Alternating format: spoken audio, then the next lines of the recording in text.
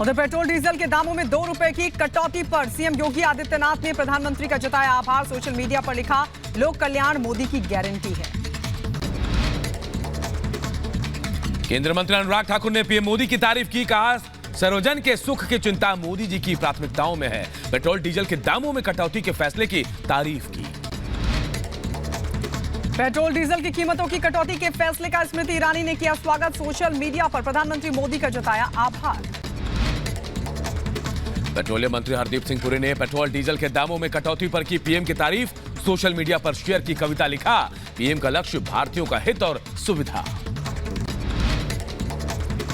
CM Mamata Banerjee की medical bulletin से हुआ बड़ा खुलासा। रिपोर्ट में ममता बनर्जी को धक्का देने का जिक्र कोलकाता के एसएसकेएम अस्पताल की मेडिकल रिपोर्ट में किया गया ये दावा। शराब घोटाला मामले में सीएम केजरीवाल ने ईडी के समन को बताया पब्लिसिटी स्टंट। कोर्ट द्वारा जारी समन को सेशन कोर्ट में चुनौती देने के मामले में आज राउज रेवेन्यू कोर्ट में सुनवाई होगी। लोकसभा चुनाव से पहले नागपुर में आरएसएस की आज बड़ी बैठक होगी। बीजेपी अध्यक्ष जेपी नड्डा करेंगे इस बैठक को संबोधित। 3 दिनों तक चलेगी संघ की बैठक। एमपी के भिंड में पुलिस की बड़ी कार्रवाई। छापेमारी में 15 जुआरियों को किया गिरफ्तार। कांग्रेस जिला अध्यक्ष के दफ्तर में पुलिस ने मारा था छापा। पंजाब के लुधियाना में बेखौफ बदमाशों के हौसले बुलंद। बंदूक की नोक पर बदमाशों ने छीनी कार। यूपी के एटा में जन सेवा केंद्र पर शातिर चोरों ने धावा बोला। करीब 46,000 से ज्यादा रुपए लेकर फरार हुए। चोरी की वारदात सीसीटीवी कैमरे में कैद हुई। उत्तर प्रदेश के अम्बेडकर नगर में इब्राहिम पुल की पुलिस को मिली बड़ी सफलता। गोकशी के आरोपी और हिस्ट्री शीटर अनवर को पुलिस ने किया गिरफ्तार। यूपी के बहराइच में पति से विवाद के बाद पत्नी ने जहर खाकर खुदकुशी की। ससुराल से पत्नी को घर ले जाने आया था पति। उत्तर प्रदेश के कानपुर में पुलिस और अंतर्राज्यीय गिरोह के बदमाशों की हुई मुठभेड़। लूटपाट के मामले में दोनों लंबे समय से चल रहे थे फरार। मुठभेड़ के दौरान पुलिस ने दोनों को धर दबोचा। यूपी की झांसी में चेकिंग अभियान के दौरान पुलिस टीम को बड़ी कामयाबी। गांजे की खेप के साथ 5 लोगों को गिरफ्तार किया गया। तस्करी में 3 महिला भी शामिल।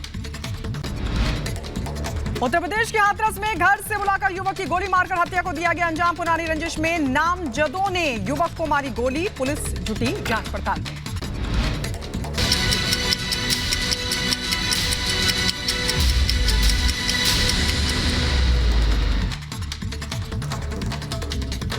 और बात पश्चिम बंगाल से आ रही बड़ी खबर की करते हैं। ममता बनर्जी, जी हां, पश्चिम बंगाल के सीएम ममता बनर्जी की मेडिकल रिपोर्ट में बड़ा खुलासा हुआ है। बड़ी खबर आपको बता रहे हैं। धक्का देने की बात सामने आई है। देखिए, सीएम ममता बनर्जी की मेडिकल बुलेटिन जो रिपोर्ट आई है उसे लेकर ये बड़ी जानकारी सामने आई है। ममता बनर्जी को धक्का देने का दावा किया गया है। कोलकाता के एसएसकेएम अस्पताल की मेडिकल बुलेटिन में दावा किया गया कि कल शाम करीब 7:30 बजे ममता बनर्जी जब अपने घर पर थी तब किसी ने पीछे से धक्का दिया और ममता बनर्जी गिर गई। गिरने से ममता बनर्जी के सिर और नाक पर शार्प कट लग गया। कट लगने पर ममता के सिर और नाक से खून बह रहा था। ममता को अस्पताल में पहले स्थिर किया गया और फिर सर पर टाके लगाया गया। तो बड़ा खुलासा देखिए, ममता के मेडिकल बुलेटिन में खुलासा हुआ है कि ममता बनर्जी को धक्का दिया गया था जिससे उन्हें नाक और सर पर चोटें आई हैं। उसके बाद उनको टाके भी लगे हैं।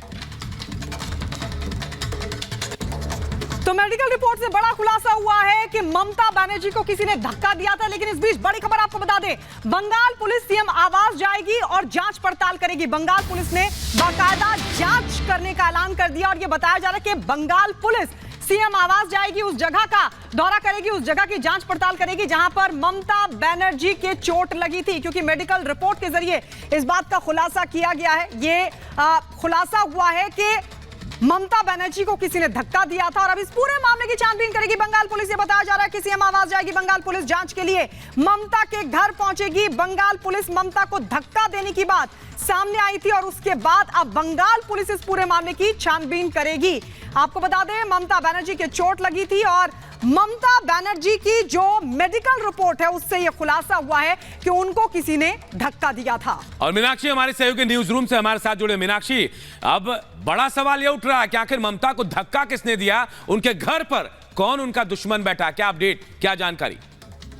बिल्कुल अनूप, कई सुलगते हुए सवाल है कि आखिरकार धक्का दिया गया, ये हादसा था, ये साजिश थी, उन्हें फर्स्ट एड क्यों नहीं उस दौरान दिया गया? क्योंकि डॉक्टर्स की एक टीम हमेशा सीएम आवास पर मौजूद रहती है। जो एसएसकेएम का बयान है वो काफी ध्यान देने वाला है, ध्यान खींचने वाला है कि उन्हें पीछे से धक्का दिया गया, क्योंकि उनकी जो माथे पे चोट के निशान है, उनका जो शार्प कट है नोज पर, वो साफ तौर पर ये बताता है कि जब आपको पीछे से कोई पुश करता है, धक्का देता है और आप मुंह के बल गिरते हैं, तब इस तरीके के कहीं ना कहीं निशान बनते हैं, तब इस तरीके से कहीं ना कहीं चोट आती है। ये 3 थ्योरी थी। पहले ये कहा गया कि वो टहल रही थी इसलिए उन्हें चोट लग गई, गिर गई थी, स्लिप हो गई थी। दूसरा ये बताया गया कि वो बेडरूम में गिर गई थी। तीसरा सवाल यहाँ पे ये बताया गया था, कहा गया था, तीसरी बात यहाँ पर यह सामने आ रही थी कि वो एक चुनाव प्रचार में गई हुई थी, वापस आ रही थी, एक्सीडेंट हो गया था। लेकिन इन सबसे थ्योरी अलग जो एसएसकेएम ने दावा किया उसके बाद शुरू हो जाती है कि आखिरकार क्या ममता बनर्जी को धक्का दिया गया था, जो एसएसकेएम ने कहा है। दूसरा सवाल यहाँ पर यह भी खड़ा होता है अनूप कि क्या ममता बनर्जी को वहां पर फर्स्ट एड देने की कोशिश नहीं की गई थी, क्योंकि उनके माथे से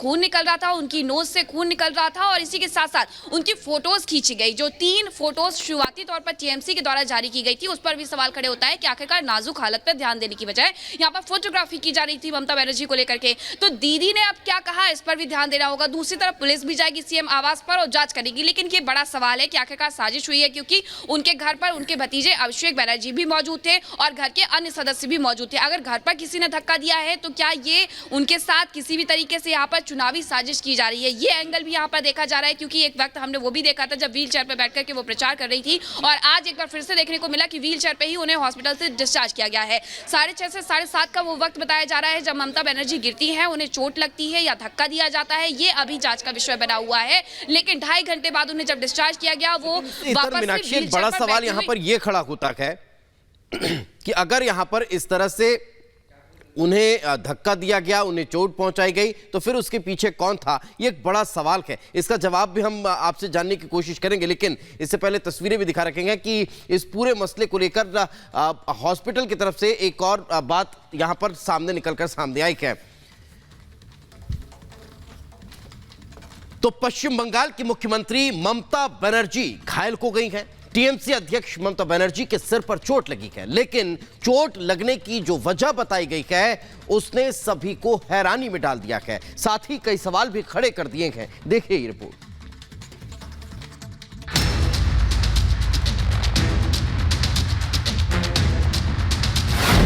पश्चिम बंगाल की मुख्यमंत्री ममता बनर्जी हादसे का शिकार हो गईं।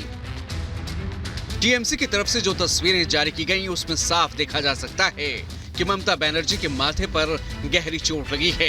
चोट लगने के बाद ममता बनर्जी को एसएसकेएम अस्पताल में भर्ती कराया गया, जहां एक्सपर्ट डॉक्टरों ने इलाज के बाद सीएम ममता को घर भेज दिया। लेकिन एसएसकेएम अस्पताल के डॉक्टरों ने मेडिकल बुलेटिन में जो दावा किया वो बेहद हैरान करने वाला है। सीएम ममता बनर्जी के मेडिकल बुलेटिन में दावा किया गया है कि उन्हें पीछे से धक्का दिया गया। With a history of fall within the vicinity of her home due to some push from behind. She had a cerebral concussion and had a sharp cut over her forehead and nose, which was bleeding profusely.